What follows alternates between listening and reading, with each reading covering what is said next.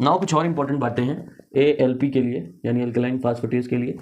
तो alkaline phosphatase में basically हमारा जो एंजाइम है उसका नाम है फास्फेटेज, ठीक है। एंजाइम का नाम हमारा है फास्फेटेज। अच्छा, ये एंजाइम करता क्या है?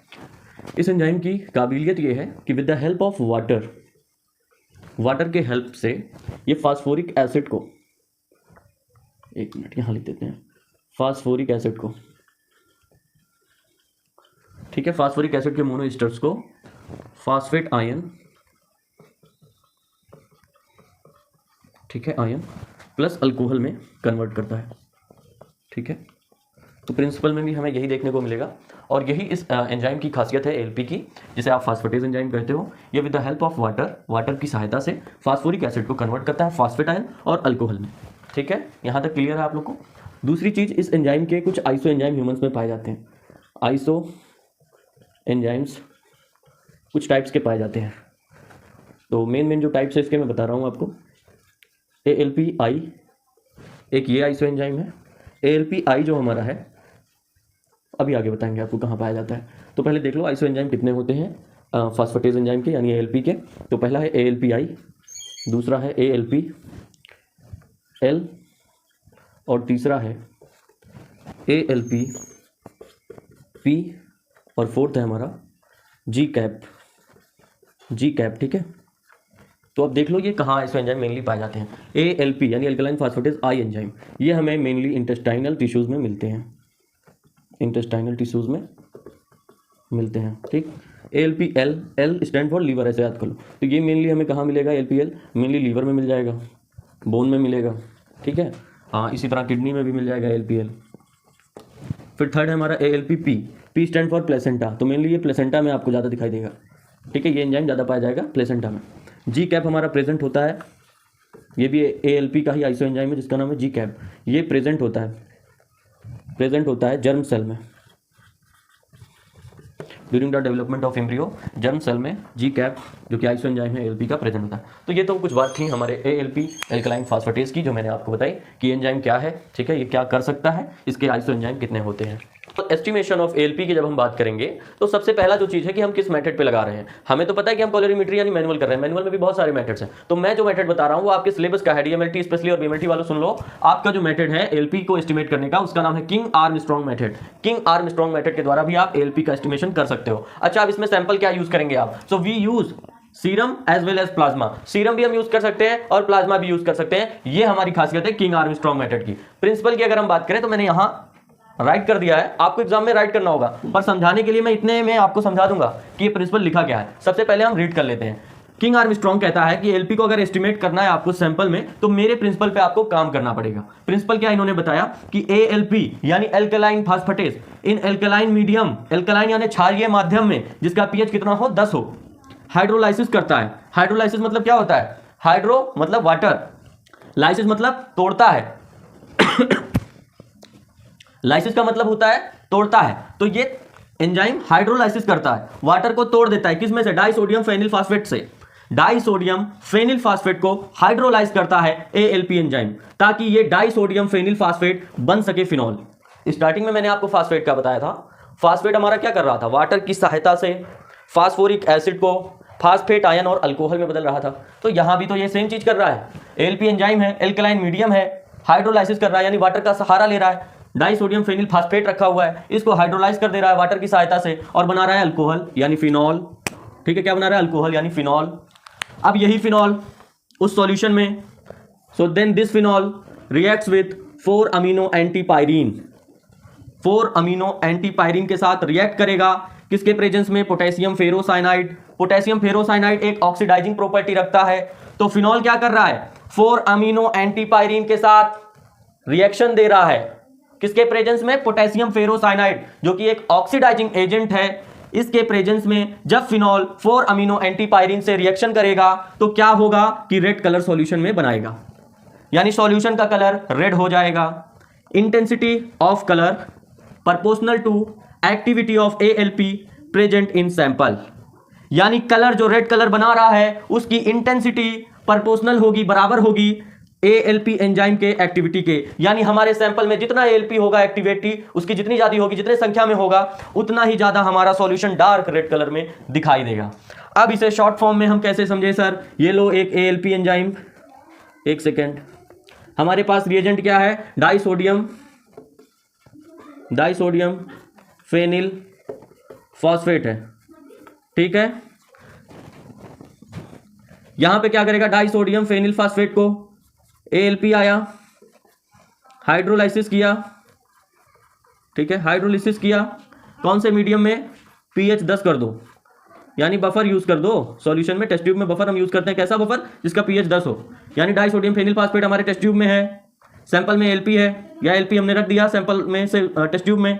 अब ALP क्या करेगा? डाइसोडियम फेनिल फॉस्फेट को हाइड्रोलाइज करेगा with the presence of buffer, ताकि हमारा जो माध्यम है सॉल्यूशन है वो क्षारीय हो जाए। जब माध्यम हमारा स्ट्रॉन्ग एल्कलाइन होगा तो ALP एंजाइम भी रिएक्शन तेज देगा। अब रिएक्शन जब तेज देगा तो इसको कन्वर्ट कर देगा फिनॉल में लाके, ठीक है, ये सब फिनॉल में कन्वर्ट हो जाएगा। जितना ALP होगा उतना फिनॉल बनेगा।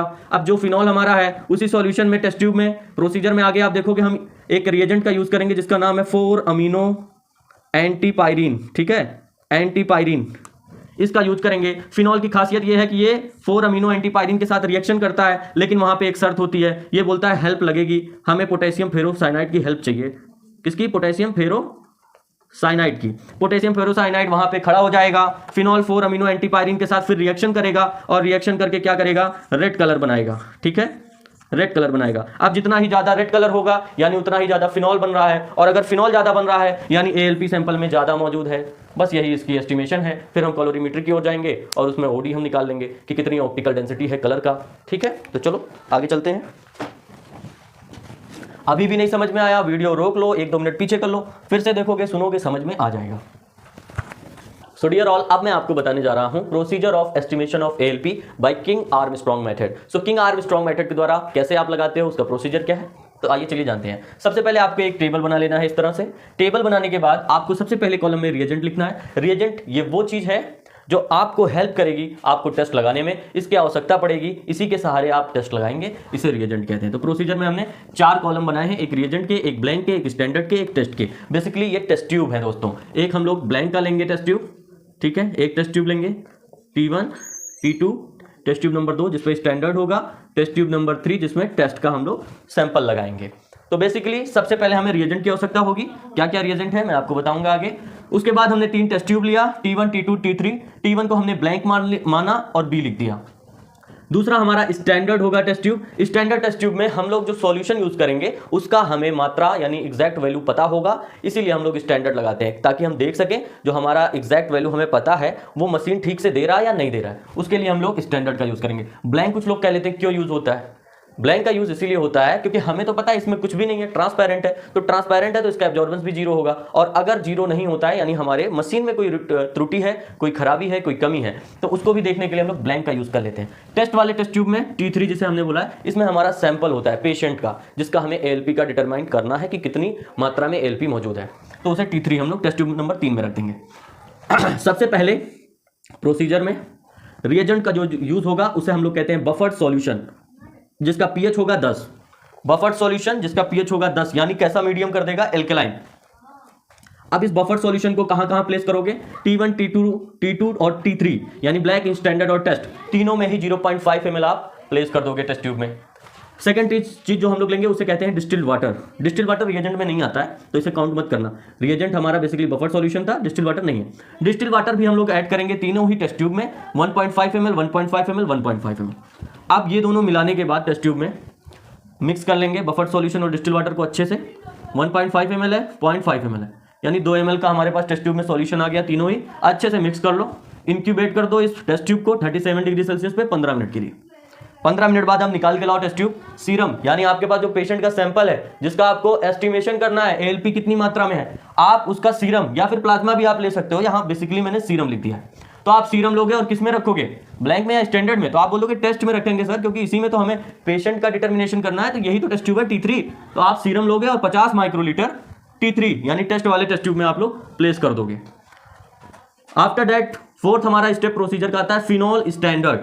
फिनॉल स्टैंडर्ड एक रिएजेंट है जिसका हम लोग यूज करते हैं, ये स्टैंडर्ड का काम करता है ताकि हमें पता चल जाए हमारी मशीन एग्जैक्ट वैल्यू दे रही है या नहीं दे रही है। तो फिनॉल स्टैंडर्ड आप बताओ कहां प्लेस करोगे? ब्लैंक में करोगे क्या? नहीं करोगे। स्टैंडर्ड में बोलोगे यस सर स्टैंडर्ड में ही करेंगे। क्यों करोगे? क्योंकि स्टैंडर्ड टेस्ट ट्यूब हमने इसीलिए तो लिया है ताकि हम चेक कर सकें जो फिनॉल का स्टैंडर्ड है वो वैल्यू एग्जैक्ट दे रहा है या नहीं दे रहा है। तो आप सिर्फ प्लेस करोगे स्टैंडर्ड यानी T2 टेस्ट ट्यूब में, और सब में नहीं करोगे। आफ्टर दैट अब क्या हो गया? सीरम और फिनॉल T2 T3 में, यानी T3 में हमने सीरम डाला, T2 में हमने फिनॉल स्टैंडर्ड डाल दिया। ठीक है, फिर से ये मिक्स कर दो। मिक्स करने के बाद फिर से इंक्यूबेट करो 37 डिग्री सेल्सियस पे 15 मिनट के लिए। फिर 15 मिनट बाद निकाल के ले आओ।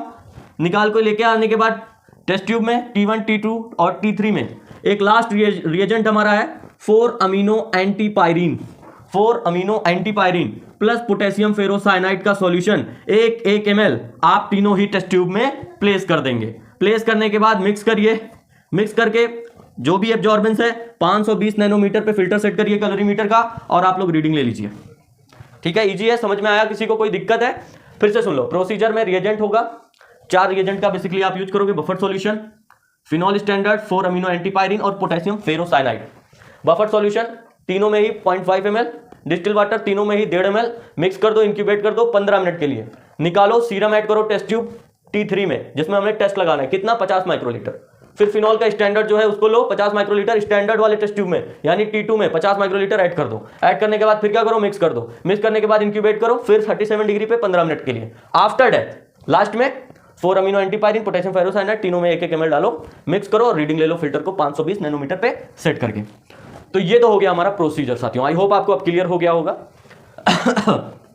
बहुत चिल्ला चिल्ला के बताना पड़ता है साथियों ताकि आपके दिमाग में पूरी तरीके से बैठ जाए। अच्छा, अब हमने मिक्स कर लिया, रीडिंग ले ली, और रीडिंग में हमने देखा सर ओडी ऑफ टेस्ट, मान लो कुछ निकल के आया जी 1 पॉइंट कुछ आया, ऐसे 00 आया। ठीक है, 1.0 आया। ओडी ऑफ टेस्ट एक आप लोग पेज ले लो, नोटबुक ले लो जब भी आप टेस्ट लगा रहे हो। ठीक है, तो उस पर आप लोग लिख लो एक कॉपी पे कि टेस्ट का ओडी इतना है, optical density, OD full form optical density जो कैलोरीमीटर देता है, ब्लैंक का कितना ओडी आया है, स्टैंडर्ड का ओडी कितना आया है। तो ये सब रीडिंग आप लोग ले लोगे। ठीक है, रीडिंग लेने के बाद आप कैलकुलेट करोगे किंग आर्मस्ट्रॉन्ग के मेथड पे। किंग आर्मस्ट्रॉन्ग का मेथड कैलकुलेशन का बताता है कि जो भी आपने रीडिंग ली है, ओडीज आपके आए हैं, उसके लिए फॉर्मूला इन्होंने दिया है ओडी ऑफ टेस्ट। जो भी ओडी आया है टेस्ट का उसे प्लेस करो, उसे माइनस कर दो ओडी ऑफ ब्लैंक से, ब्लैंक से उसे माइनस कर देना। नीचे फिर डिवाइडेशन के बाद दिया है ओडी ऑफ स्टैंडर्ड, जो भी आया है स्टैंडर्ड का ओडी उसे ओडी ऑफ ब्लैंक से फिर माइनस कर दो, और यहाँ पे मल्टीप्लाई कर दो कंसंट्रेशन ऑफ स्टैंडर्ड। तो आई होप आपको ये सब समझ में आ गया होगा। नॉर्मल वैल्यूज की बात करेंगे, उसके बाद कुछ क्लिनिकल सिग्निफिकेंस भी मैं आपको थोड़ा सा बता दूंगा इसके। रिजल्ट की अब हम बात करेंगे तो नॉर्मल वैल्यूज की बात होगी यहाँ पे। ALP किंग आर्मस्ट्रॉन्ग मेथड में एडल्ट्स में अगर हम बात करें तो 3 से लेके 13 यानी 3 से लेके 13 तक KA is a short form of king Armstrong. KA unit होता है प्रति 100 ml of serum. 100 ml of serum में एडल्ट्स की जो नॉर्मल वैल्यू रखी गई है KA में यानी किंग आर्मस्ट्रॉन्ग मेथड में वो 3 से 13 रखी गई है। अगर हम बात करें चिल्ड्रन और इन्फेंट्स की तो उसमें वैल्यूज चेंज हो जाएंगी, 13 से लेके 20 होगा यानी 13 से 20 KA यूनिट पर 100 ml ऑफ सीरम। ये नॉर्मल लेवल होता है हमारे ALP का। अच्छा, साथ में मैं आपको एक चीज बताना चाहूंगा कि जब हम किंग आर्मस्ट्रॉन्ग मेथड लगाते हैं, ALP का एस्टिमेट करते हैं, तो कई बार हमसे पूछ लिया जाता है कि 1 KA यूनिट क्या होता है। KA is a short form King Armstrong. So 1 KA unit की जो आप डेफिनेशन दोगे, 1 KA unit is equal to production of 1 milligram of phenol by ALP activity in 100 ml of serum for 15 minutes. यानी 1 KA unit वो मात्रा, वो unit होता है जिसमें 1 मिलीग्राम फिनॉल का प्रोडक्शन हो ALP के द्वारा 100 ml ऑफ सीरम में, वो भी 15 मिनट में, तो उसे हम 1 KA यूनिट कहते हैं। लास्ट हमारा इस टॉपिक का क्लिनिकल सिग्निफिकेंस, यानी इसके उतार चढ़ाव से हमें क्या दिक्कत होती है या क्या साइन देता है, ALP का ज़्यादा हो जाना, कम हो जाना, क्या साइन देता है। तो साथियों, अगर हमारा एल्कलाइन फास्फेटेज ज़्यादा आ रहा है तो ये साइन होता है बिलियरी ऑब्स्ट्रक्शन का, यानी हमारे ग्लाल ब्लैडर में कोई स्टोन हो, जिसे आप पथरी कहते हो, पित्त की थैली में पथरी होने पे भी ALP ज़्यादा आपको दिखाई देगा, वैल्यूज इसकी ज़्यादा आएंगी। दूसरी चीज़ लीवर, अगर हमारा लीवर डैमेज हो रहा है, जैसे कि फैटी लीवर है, सिरोसिस ऑफ लीवर है, या लीवर में कोई इन्फेक्शन हो गया है जैसे कि हेपेटाइटिस, तो उस केस में भी ALP इंक्रीज मिलेगा।